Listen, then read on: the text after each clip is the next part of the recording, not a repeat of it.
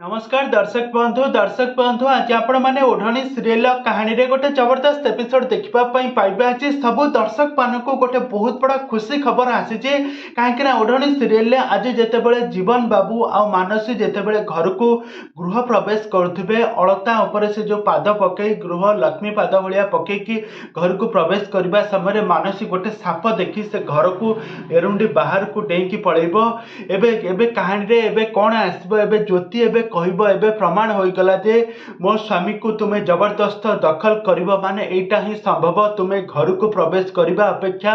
तुम्हें घर बाहर को गृह लक्ष्मी पकई पकईका पलैच। एक कथा शुणी सारा पर मानस मुंड पूरा गोल हो एपटे कौन आसब कहानी रे एबे कौन आसब नुआ ट्विस्ट कौन आसब नुआ परिवर्तन ए संपर्क में सबकिछि जानिबा पई हेले भिडियो को पूरा शेष पर्यंत देखंतु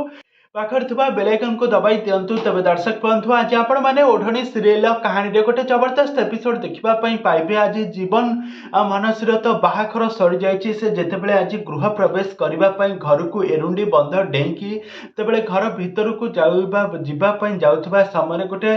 थाली रे अलता थुआ से दुई पाद पकई से पाद लक्ष्मी पाद पकईला भाया जाकि एरुणी बंध डेईकी भीतर को जावा अपेक्षा से गोटे साप देखीदेव डरिकी से पछक फेरिकी चलीज आपर गोटे बहुत बड़ा ट्विस्ट आसपर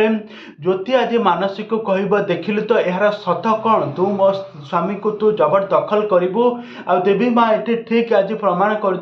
घर को एरुंडी बंधन को डेइबा अपेक्षा तू बाहर को चली जाइछु तोर रास्तार तू चली जावा ही दरकार एक कह सारा परिवार लोक मैंने ही सपोर्ट करेंगे ज्योति को। तेज दर्शक बंधु एवं ओढ़नी सीरियल कहानी रे कौन ज्योति कथा रही मानसी